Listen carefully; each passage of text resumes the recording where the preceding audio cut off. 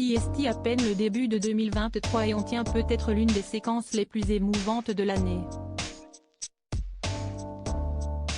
La présidente de la République Emmanuel Macron était l'invité exceptionnel de l'émission Les Rencontres du Papotin, où les journalistes, atteints de troubles du spectre autistique, posent les questions qu'ils veulent sans aucun tabou aux personnalités conviées.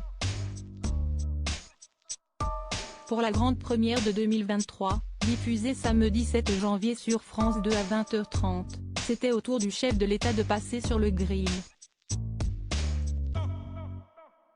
Et le moins que l'on puisse dire, si est qu'Emmanuel Macron a pu se confier sur de nombreux sujets. Car comme le laisse deviner la maxime de l'émission, au Papotin, on peut tout dire, on ne s'interdit rien lors de ces rencontres. Le président de la République a ainsi été questionné sur son rapport à la famille. Un interlocuteur commence par lui demander « Est-ce que Manette manque ?» Étonné, le mari de Brigitte Macron répond « Comment tu la connais ?» Le jeune homme qui pose la question explique alors « Si est ta grand-mère ?» Le chef de l'État se contente alors de répondre « Oui », laissant un long silence alors que les larmes semblent lui monter aux yeux. Elle s'est beaucoup occupée de moi, le jeune homme raconte alors qu'il a lui aussi connu une disparition, celle de son arrière-grand-père, et repose sa question initiale. Oui, elle me manque, parce qu'elle s'est beaucoup occupée de moi.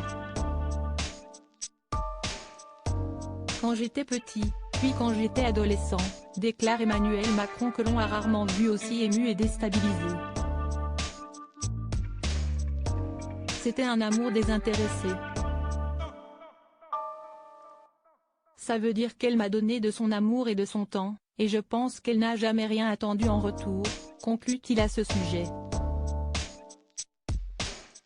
Outre ce passage émouvant, Emmanuel Macron a été questionné sur de nombreux thèmes.